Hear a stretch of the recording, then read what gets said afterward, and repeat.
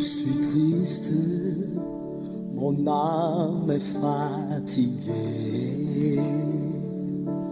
comme mes problèmes font souffrir mon cœur. Alors je m'arrête au milieu du silence, jusqu'à ce que tu viennes t'asseoir à mes côtés. Et Dieu m'élève au-dessus des montagnes, et Dieu m'élève pour marcher sur les eaux. Eny ary, salamo rahalahy sy anabavisany ho aminareo aneny fahasoavan'i Jesosy Kristy tompontsika. Amen. Ia tonga hito amin'ny fandahara indray zany tsika, izara vatsim-panahy ho antsika rehetra amin'ity vanim-potoana ity, dia tsara zegny atsika hiomagna amin'ny fo mampanahy. Tsara koa tsika hiatrika an'Andriamanitra mandrakariva manoloana ity fandaharana ity, andraisantsika hery sy finoana ary fanantenana ao amin'ny Jesosy Kristy tompontsika. Manaraka lohahevitra zay zany atsika hoe fanorenana sy fananganana, zay nalaigny tamin'ny bokin'ny Tantara faharoa toko 7:2, ny fanorenana sy ny fananganana. Dia andao tsika hijery soratra masina ao amin'ny Matio toko 9:12, 17:12 ka hatramin'ny 7:12.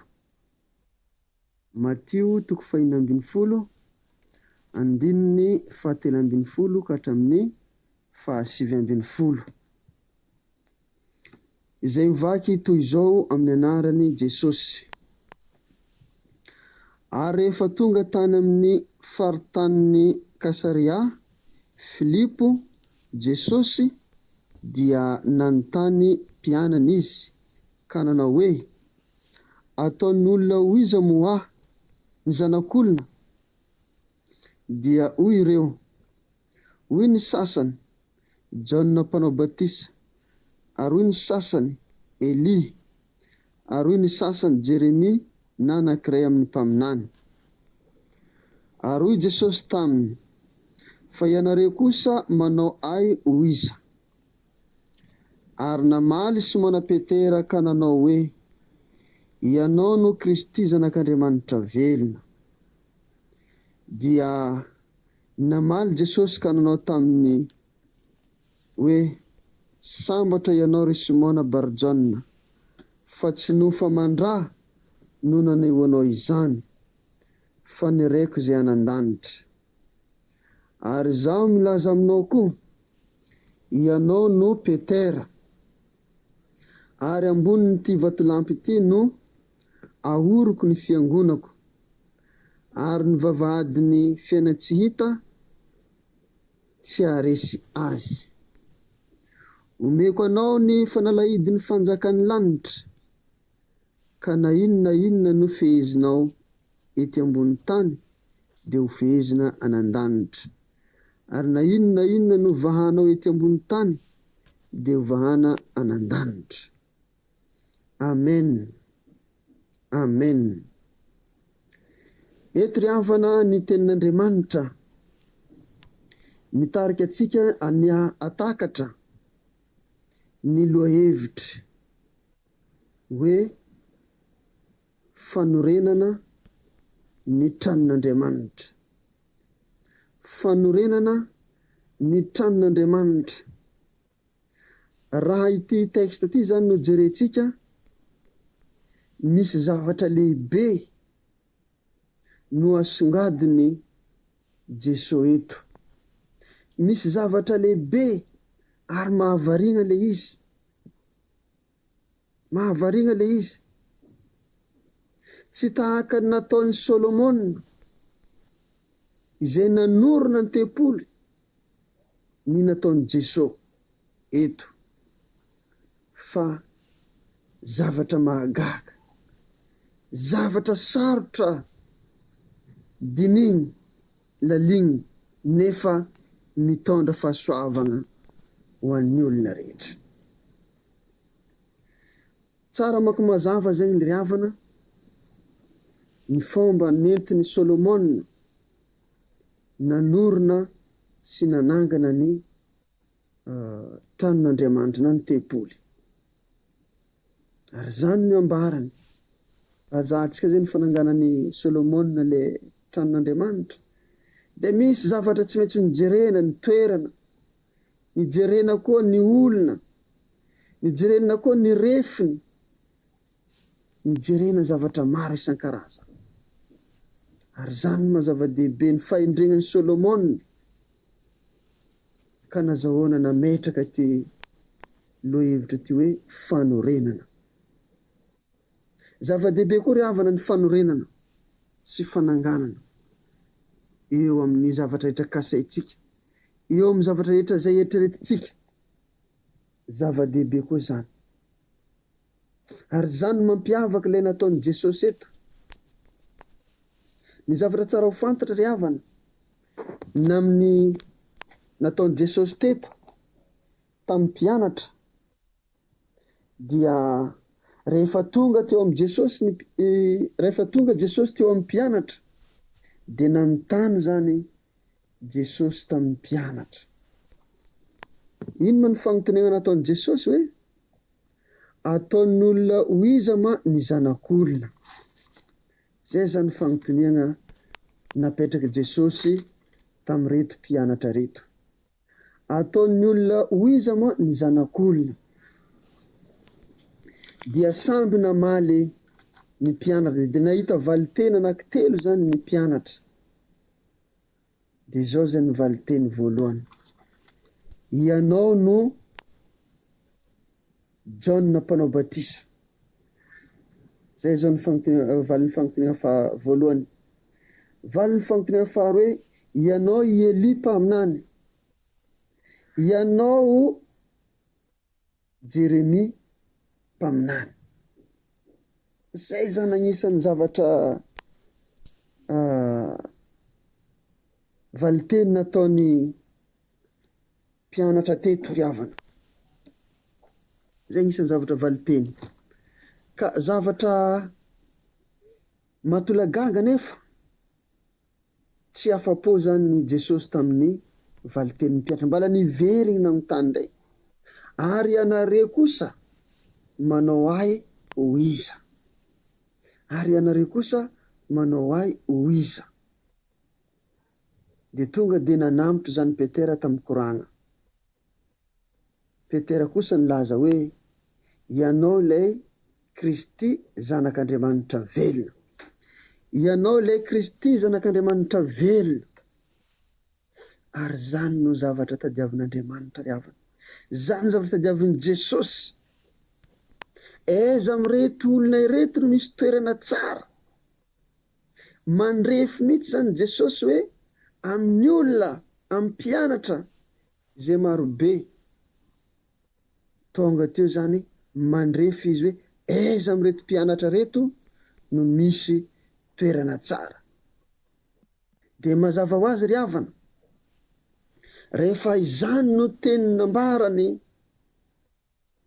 Petera, dia tsy nisalasaly ny tompo hoe nivolagna hoe sambatra ianao ry Simona Bar-Jona, sambatra ianao ry Simona Bar-Jona, satria tsy nofa mandrano ny tenenanao zay fa niraiko zay anan-danitra.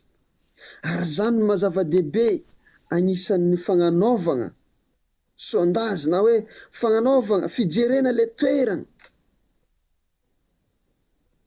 Zay zany mazava-dehibe fijerena le toerana alohany anorina zavatra, alohany anangan-javatra, de tsy maintsy mizaha toerana aloha hitanao ny toerana dia io am'izay zegny anao vao manomboka manorina.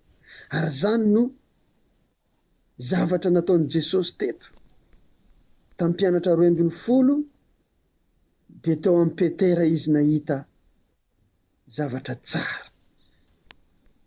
Teo amin'ny Petera izy nahita zavatra tsara ary zavatra nahafaly ny tompo.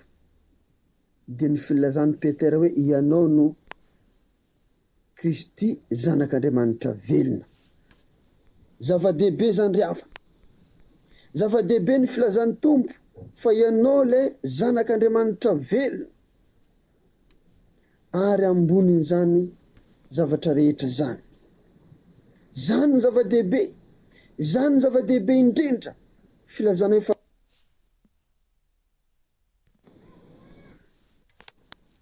zany no zava-dehibe indrindra.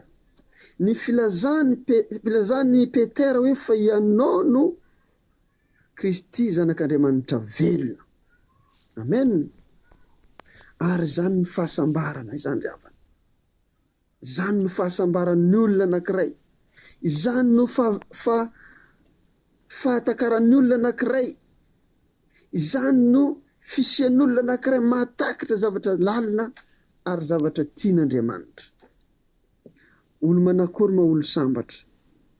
Ny olo sambatra ry havana dia olona tsara, mahafinaritra, mendrika ary talaky maso, mora hita maso. Zany no olona sambatra. Ary ny olona sambatra koa dia le olona mamoaka zavatra tsara ao anatiny. Mamoaka ny zavatra tsara. Zany hoe ny olona tsara tsy vitany hoe tsara fotsiny fa mamoaka zavatra tsara koa izy. Indrindra teny tsara nahafaly ny tompo teto hoe ianao no Kristy zanak'Andriamanitra velona. Faly ny tompo nahino an'izany. Faly ny tompo nahino an'izany ary tsy nisalasala izy. Anao zavatra amin'ny Petera. Nahita toerana tsara ny tompo tamin'ireto mpianatra dia tao amin'ny Petera. Ary zany ny volagnana eto amin'ny 9:20 hoe ary ambonin'ity vatolampy ity no ahoroko ny fiangonako. Satria ny atao hoe Petera ry havana dia egaly vato. Vato. Zany ny atao hoe Petera. Egaly vato. Ary zany natonga ny tompo ny teny hoe eto ambonin'ity vatolampy ity no ahoroko ny fiangonako. Miorona eo ambonin'ny vatolampy ny fiangonana, fa tsy ambonin'ny fasika, fa tsy ambonin'ny riaka, fa ambonin'ny vatolampy. Ary zany mahatonga ny mpanao trano amin'izao fotoana zao rehefa hagnano vodiny dia tsy maintsy mila vato. Zany hoe rehefa hanao fondation dia vato no tadiavina. Satria ny vato mafy, matanjaka. Ary zany ny safidianan'ny tompo hoe ato amin'ny Petera no anorenana azy. Satria ny Petera nahafeno fepetra amin'ny tokony anorenana ny tranon'Andriamanitra eo aminazy. Zava-dehibe zany ry havana. Zava-dehibe zany ry havana. Ary zany révélation azo hita anatin'ity texte ity. Raha fanorenan'ny Solomon ny tranon'Andriamanitra ery an-tapon'ny tendrombohitra. Fa ny fanorenan'i Jesosy ny tranony kosa eo ambonin'ny vato dia eo ambonin'ny Petera. Eo ambonin'ny olombelogno no vaton'Andriamanitra anorenana ny tranonazy. Olombelona. Zavatra lalina zany ry havana. Zavatra lalina zany ry havana. Ay atsika ty zany no tranon'Andriamanitra. Ay atsika ty zany no namboarin'i Jesosy ho tranony. Misy rindrina, misy varavarana, misy havona, misy sakana. Isika le tranon'Andriamanitra. Narafitry Jesosy Kristy teo ambony vato lampy. Amen. Ndao tsika ry havana. Ndao tsika ry havana. Tonga saina amin'izao fotoana izao. Ndao tsika ry havana. Andalina ino marina mahantom-pisianao, antony havelomanao. Ary zany mampiavaka ty texte ty ry havana. Ilay tranon'Andriamanitra tsy nahorona amin'ny tany maty, ilay tranon'Andriamanitra tsy nahorona amin'ny tany tsy manjary, fa ilay tranon'Andriamanitra nahorony amin'ny toerana velona. Dia ianao izany, ianao ilay toerana velona tian'Andriamanitra hamorenana ny trano tamin'ny alalan'i Jesosy Kristy. Ianao ilay trano velona, ianao ilay toerana velona namorenan'i Jesosy Kristy ny trano. Ary zany ny ambarany eto ambonin'ity vatolampy ity ny ahoroko ny tranoko, eto ambonin'ny Petera ahoroko ny tranoko, eto ambonin'ny tsika tsirairay avy izay magnaraka ity fandarana ity no ahorony Jesosy ny trano ny fiangonana. Tsy diso anjara amin'izany ry havana ianao nisan'ny tranon'Andriamanitra, nahoron'Andriamanitra. Anao nisan'ny trano nahoron'Andriamanitra, ary zany mampiavaka ity texte ity. Fa ny zava-dehibe koa ry havana zao, tsy vitany nahoron'Andriamanitra teo ambonin'ny vatolampy, teo ambonin'ny Petera ny trano, fa ny vavahady ny fiaina tsy hita tsy haresy azy. Zay koa nisan'ny zava-dehibe eto. Ny vavahady ny fiaina tsy hita tsy haresy azy. Ny vavahady ny fiaina tsy hita tsy haresy azy. Zany hoe ny vavahady ny fiaina tsy haresy ny fiangonana. Amen, amen. Tsy haresy ny fiangonana ny vavahady ny fiaina tsy hita.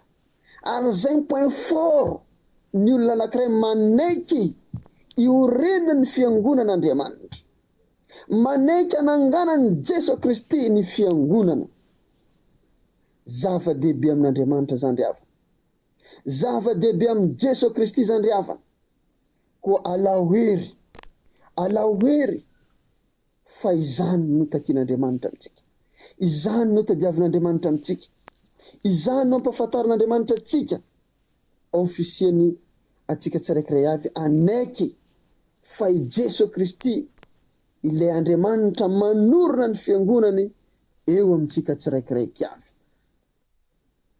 Ary ny zavatra manaraka ry havana, tsy hoe ilay vavahady ny fiaina tsy hita tsy haresy ny fiangonana ihany, fa zao koa Andriamanitra na i Jesosy Kristy manome lakile ho an'ny fiangonana. Ary zay nambarany eo, omeko anao ny fanalahidy ny fanjakan'ny lanitra. Zany koa ny zava-dehibe ry havana, omen'Andriamanitra, omeny Jesosy Kristy ilay fanalahidy ny fanjakan'ny lanitra. Ary zany no zava-dehibe amin'ny fisian'ny fiangonana, zany ny zava-dehibe amin'ny fijoroan'ny fiangonana, manana lakile fanalahidy ny fanjakan'ny lanitra. Miomana tokoa tsika ho anan-danitra, tazony ny lakile, ny fanomeny tompo anao ny lakile, efa nomeny Jesosy anao ny fanalahidy ny fanjakan'ny lanitra. Afaka miditra ianao, afaka miditra ianao ry havana. Ary zany no banjiny mandrakariva ihiditra, rehefa miditra aza mivoaka intsony, rehefa miditra aza mivoaka intsony, fa mitoera ao an-tranon'Andriamanitra. Zava-dehibe ny fananantsika lakile, zava-dehibe ny fananantsika ny tenin'Andriamanitra, fototra iorenany ny finoantsika tsirairay avy. Ary magnambaran'izay koa ry havana, maharaka zay dia tsy vitany hoe mahazo lakile ihany ny fiangonana, fa inona koa izy? Manana fahefana koa ny fiangonana, manana fahefana koa, satria zany no fiangonana azy. Na inona ny fehezina rety ambony tany dia ho fehezina anan-danitra, ary na inona vahana rety ambony tany dia ho vahana anan-danitra koa. Zay zao anisan'ny zava-dehibe koa eto. Manana fahefana ny fiangonana ame zavatra eto an-tany, manana fahefana ny fiangonana amahazavatra eto an-tany, ary manana fahefana ny fiangonana ame zavatra anan-danitra, ary manana fahefana ny fiangonana amahazavatra anan-danitra. Zava-dehibe ry havana, zava-dehibe ry havana ny fisian'ny fiangonana, zava-dehibe ry havana ny fisianao, ny fahavelomanao noho ny am'izay fahefana zany. noho amin'izany fahefana goavana izany. Koa izany no antony nanorenany Jesosy ny trano eo ambonin'ny vatolampy. Izany antony nanorenany Tompo fa eo aminao no tsara anorenan'Andriamanitra ny tempoly, ny tranony. Koa ala hoe ry havana, fa izany no antom-pisiantsika, izany no mampiavaka atsika, izany no antom-pisiantsika ito anivon'izao tontolo izao, tranon'Andriamanitra. Ary zany amafisiny any amin'ny epistily ianareo izy no trano na rafitr'Andriamanitra, zava-dehibe zany. Ary mbala mafisiny koa any amin'ny filazantsarany Lioka 7:20, mbala mafisiny koa any amin'ny filazantsarany Lioka 7:20.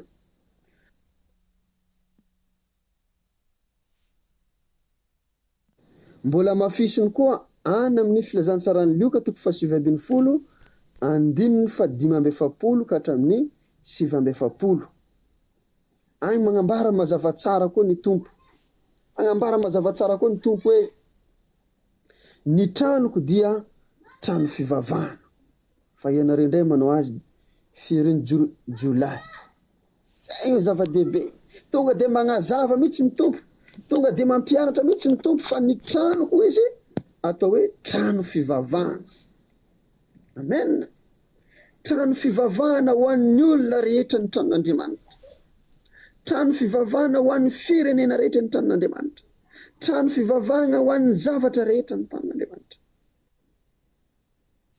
Amonjena ny fanahin'olona, anasitranana ny marary, hitahina ny olona rehetra ny tranon'Andriamanitra, fa tsy trano atao hivarotana ivorian'ny Jola. Tezitra ny Tompo tamin'izay fotoana zay, ka magnitsy mandrara amin'ny olona zay manao zay, fa ny tranoko izy dia atao hoe trano fivavahana. Ary zavatra faharoa hitantsika ao amin'ny 9 koa, tsy vitany hoe trano fivavahana ny tranon'Andriamanitra, fa trano fianarana ho izy. Raha jerentsika tsara Lioka 7:15 io, ao nahitaka trano fianarana koa zay, nazoto de nazoto ny olona nianatra ny tena nampianatra Jesosy teo ankianjan'ny tempoly. Zany hoe isan'andro Jesosy nampianatra ny olona teo amin'ny tempoly. Zay le mahatrano fianarana azy. Ary tsy vitany hoe trano fianarana fo, fa eo amin'ny tapany magnaraka koa ny tenin'ny Tompo hoe nazoto de nazoto ny olona ny haino azy. Zany hoe tranon'Andriamanitra koa zany trano fienona ny tenin'Andriamanitra, trano fienona ny tenin'Andriamanitra, ny tranon'Andriamanitra. Ny trano zay nahorony Jesosy Kristy dia lasa trano fienona ny tenin'Andriamanitra, ny sitrapon'Andriamanitra. Ary zany ny zava-dehibe rehefa. Io zavatra po anankitelo io ny zava-dehibe amin'ny fisian'ny fiangonana. Io ny zava-dehibe amin'ny fanorenana ny fiangonana. Rehefa natsangana ny fiangonana, dia io zavatra tokony ho hita eo amin'ny fiangonana. Trano fivavahana, trano fianarana, trano fienona ny tenin'Andriamanitra. Amen. Na atsika rehetra ry havana, atsika rehetra ry havana dia nataokan'Andriamanitra trano ivavahan'ny olona, nataokan'Andriamanitra trano hianarany olona, nataokan'Andriamanitra trano hienona ny tenin'Andriamanitra anao. Ary meteza hipetraka amin'izay plasy zay. Ianao ty zay ny trano mandehandeha hienen'olona ny tenin'Andriamanitra, hianaran'olona ny tenin'Andriamanitra, ivavahan'olona amin'Andriamanitra, miainga avy amintsika tsiraikiraiky avy. Ary zany mampiavaka anao ry havana.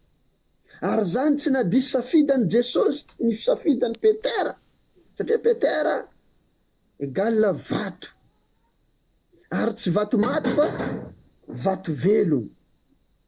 Zany Petera, vato velona zany Petera, tany velona zany Petera. Ary zany koa tsika rehetra nantsona hoe olombelona, vato velona. Naorony Jesosy teo ambonitsika ny tranony, mba hanenony, mba hahatonga ny olona agnatona antsika hivavaka amin'Andriamanitra, mba hatonga ny olona anatonga antsika hianatra ny tenin'Andriamanitra, mba hatonga ny olona anatonga antsika hiheno ny tenin'Andriamanitra. Zany mazava-dehibe ny sitrapon'Andriamanitra. Zany mazava-dehibe ty texte ty ry havana.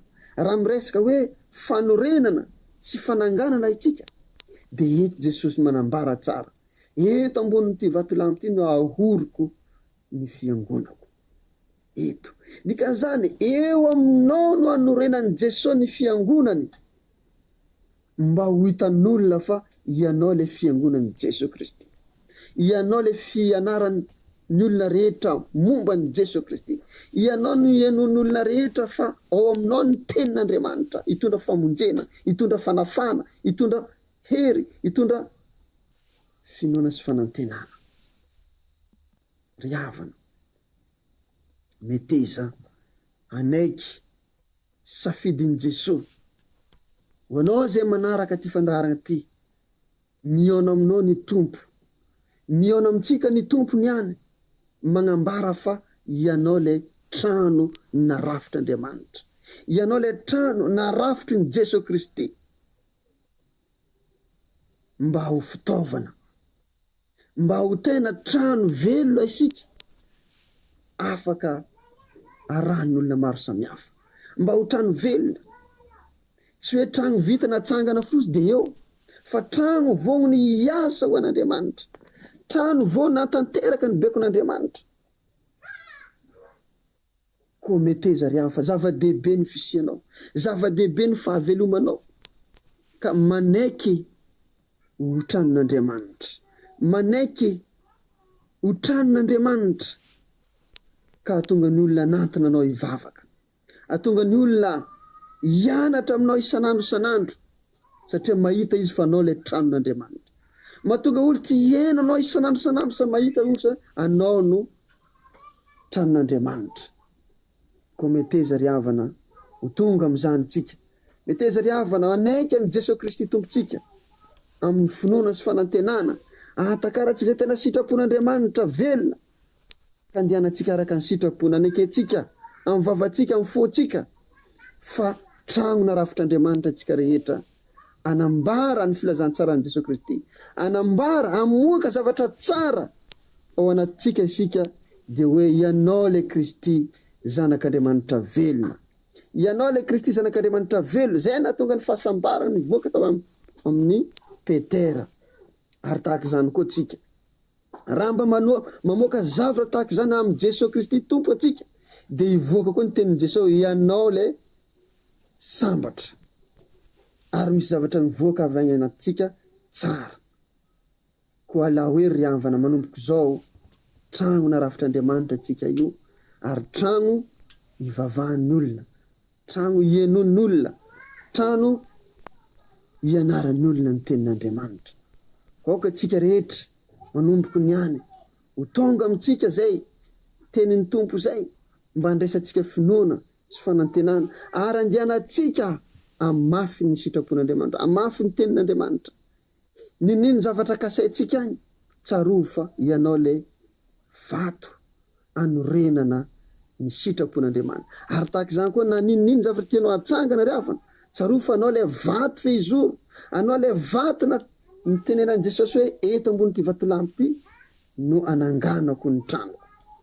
Dikazay zay zavatra atsanganao eo anatrehanao, eo aminao dia ho tanterahan'Andriamanitra izany, ho tanterahan'Andriamanitra ny zavatra tsara iriny fonao, satria manangana zavatra eo ambony vatolampy ianao, manangana zavatra eo ambonin'ny Jesosy Kristy, manangana zavatra eo amin'ny tenin'i Jesosy Kristy. Ary zany ny zava-dehibe ry havana, ahatanteraka ny famonjenantsika rehetrarehetra. Atsangana eo ambonin'ny vatolampy, asatsangana amin'ny zavatra tsy dikany, asatsangana amin'ny zavatra sampy, fa atsangano amin'ny toerana tsara de ianao. Metezanao hitady zavatra tsara eo amin'ny fiainagnanao, atsangana, fa aza laniny amin'ny zavatra tsy manjary. Ary aoka ny tegnanao, aoka vatantsika ty, tsy ampiasaitsika amin'ny zavatra tsy manjary, fa ny sitrapon'Andriamanitra ianao tsara io, de ny tranon'Andriamanitra no atao, atsangana. Ary zany mampiavaka ny tranon'Andriamanitra eto, de nahorona teo ambonin'ny vato fehizoro.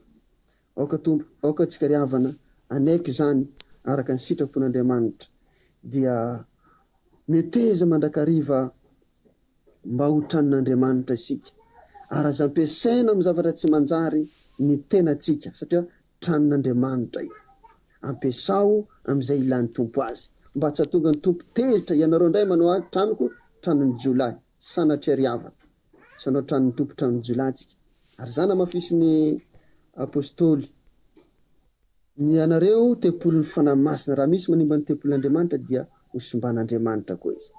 Dia lahoery manomboko niany tsy hosombantsika ny tempolon'Andriamanitra fa tena trano ivavahana ho an'olona rehetra, trano fianarana ho an'olona rehetra, trano ienoan'olona ny tenin'Andriamanitra mandrakarivana isika rehetra. Ho an'Andriamanitra rery ny voninahitra. Amen. Je me sens si bien fort et Dieu m'élève au-delà de mes forces.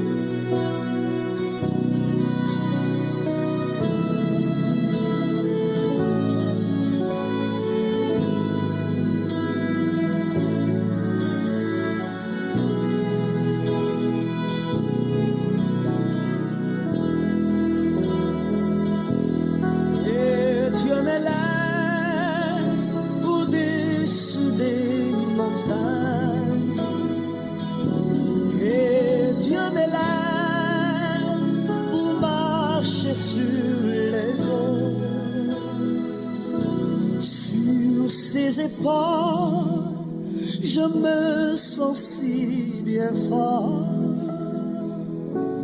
et Dieu m'élève au-delà de mes forces.